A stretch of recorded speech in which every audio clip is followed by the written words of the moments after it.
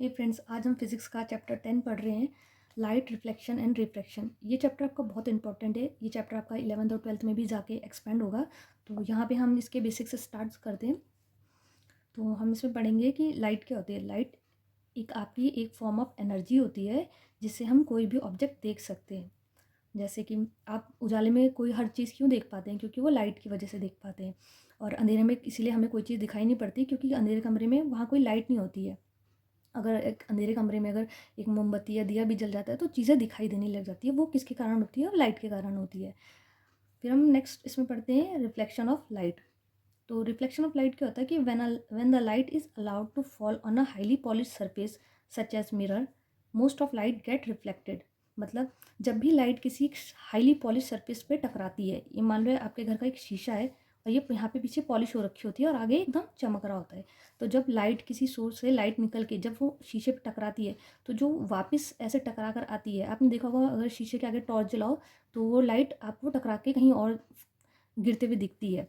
तो जो वापस गई हुई लाइट, उसी को ही हम रिफ्लेक्शन ऑफ लाइट बोलते हैं। ये आपकी लाइट इंसिडेंट लाइट बोलते हैं इसे हम, और इसे बोलते हैं हम रिफ्लेक्शन ऑफ लाइट। अगर हम इसे प्लेन सरफेस पे ऐसे देखें तो ये मान लो पॉलिश सरफेस है और यहाँ से आपकी लाइट इंसिडेंट लाइट जो आपने छोड़ी है वो इंसिडेंट लाइट, इसे आई से डिनोट करेंगे। और जो यहाँ से रिफ्लेक्ट हुई उसे बोलेंगे हम रिफ्लेक्टेड रे।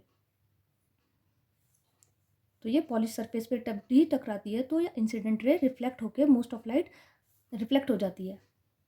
नेक्स्ट हम पढ़ रहे हैं कि लॉज ऑफ रिफ्लेक्शन क्या होते हैं।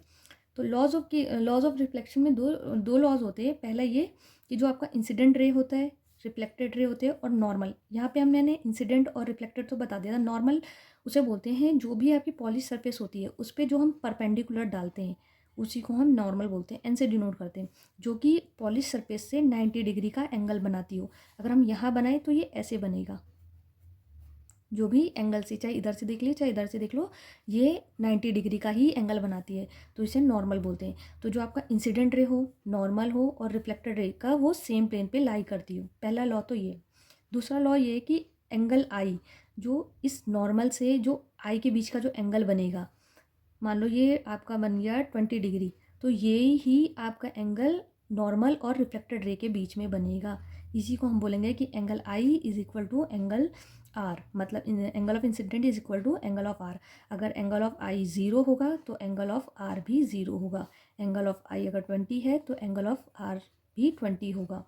एंगल आई ज़ीरो कब होगा? जब मान लो ये प्लेन सरफेस है आपकी जो कि पॉलिश्ड बोला था, और यहाँ पे ये नॉर्मल है आपका जो 90 डिग्री पर है।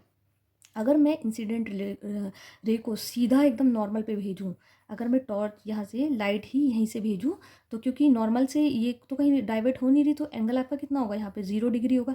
तो वही इसीलिए एंगल आई जब 0 हो गया, वापस यहीं से लाइट इधर को ही जाएगी और इधर से ही वापस आ जाएगी, तो यहाँ पे एंगल आर भी 0 होगा।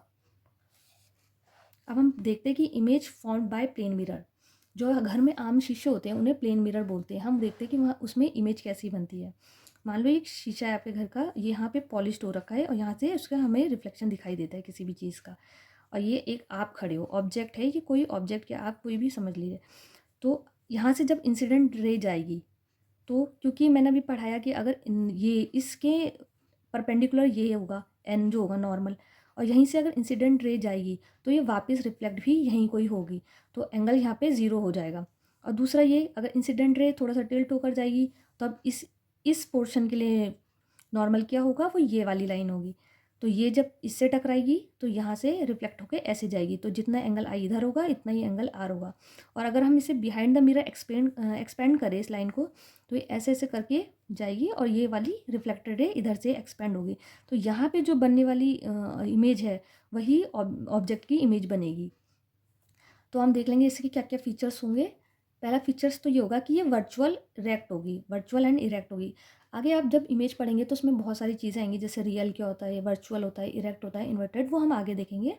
अभी जो हम देख रहे हैं इसमें बोल रहे हैं वर्चुअल और इरेक्ट। वर्चुअल मतलब इमेजनरी, जैसे आप जब शीशे के आगे खड़े होते हो आपको तभी तक वहाँ पे इमेज दिखाई पड़ती है, उसके बाद अगर आप हट जाओगे तो वहाँ पे इमेज नहीं दिखाई पड़ेगी, उसे वर्चुअल बोलेंगे। और इरेक्ट बोलेंगे कि अगर आप सीधे खड़े हैं तो आपका सिर, फिर हाथ, फिर पैर, तो आपको इमेज भी वैसी दिखाई पड़ेगी, तो ये इरेक्ट हो जाएगी। लिटरली इन्वर्टेड मतलब ये कि अगर आपका राइट हैंड जो होगा वो शीशे में लेफ़्ट की साइड दिखाई देता है और लेफ़्ट हैंड जो होता है वो आपके राइट हैंड की साइड दिखाई देता है, तो इसलिए हम बोलते हैं ये इन्वर्ट है, मतलब उल्टी है, लेटरल ऐसे करके। ए जो बी है वो आपका बी और ए करके दिखाई पड़ेगा।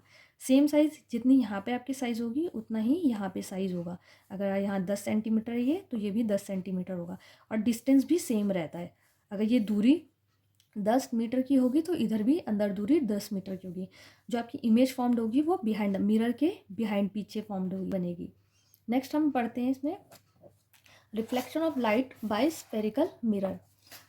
इससे पहले हम ये देखेंगे कि आगे हम जब पढ़ेंगे चैप्टर तो उसमें हमें रियल करके भी बताया जाएगा, रियल, वर्चुअल, इरेक्ट और इन्वर्टेड। वर्चुअल में बता चुकी हूँ, इमेजनरी चीज़ों को बोलते हैं, इरेक्ट सीधी चीज़ों को बोलते हैं, इन्वर्टेड उल्टी चीज़ों को बोलते हैं और रियल बोलते हैं जो कि रियल होती है। जैसे वीडियोज़ में आप देखते हैं या टीवी में देखते हैं, सिनेमा हॉल में जो पिक्चर फोटो देखते हैं वो सब रियल कहलाती है। तो reflection of light by spherical mirror. Spherical mirror क्या होता है पहले हम ये देखेंगे। तो स्फेरिकल का मतलब होता है स्पेयर, जो कि सर्कल की तरह होता है एक ऐसे करके, तो उसी को हम जो सर्कल की फॉर्म में हो उसी को हम स्फेरिकल मिरर बोलेंगे। एक तो सर्कल होता है, एक स्पेयर होता है, लेकिन अगर आप बॉल लेते हैं और तो उसे हम स्पेयर बोलते हैं। तो मान लो एक बॉल है, उसे हमने ऐसे काट दिया है यहाँ से यूँ करके, तो और यहाँ पे उसके पॉलिश कर दिया है बॉल के आउटर साइड पे, तो ये स्फेरिकल मिरर कहलाएगा। यहाँ पे इसके पॉलिश है और यहाँ पे हम अपनी इमेज देख सकते हैं, तो हम इसे बोलेंगे कॉनकेव मिरर, कॉनकेव मिरर। और अगर बॉल को हम काट दें लेकिन हम अंदर से पॉलिश कर दें और बाहर की सतह से हम अपनी जो भी है रिफ्लेक्शन देखें, तो हम इसे बोलेंगे कॉन्वेक्स मिरर। जब हम बॉल को काट के हम बाहर की सतह पे अगर पॉलिश कर दें और हम अंदर की तरफ पे अपनी कोई भी रिफ्लेक्शन देखें तो उसे कॉनकेव कहते हैं। लेकिन वही अगर बॉल को बाहर अंदर की तरफ पॉलिश करके हम बाहर देखें अपना रिफ्लेक्शन तो उसे कॉन्वेक्स मिरर बोलते हैं। इसके बाद हम पढ़ेंगे कि प्रिंसिपल एक्सिस क्या होता है, पोल क्या होता है, radius of curvature, centre of curvature, focal length, focus, ये सब इसके फीचर्स है स्फेरिकल मिरर के। तो ये हम नेक्स्ट वीडियो में कवर अप करेंगे।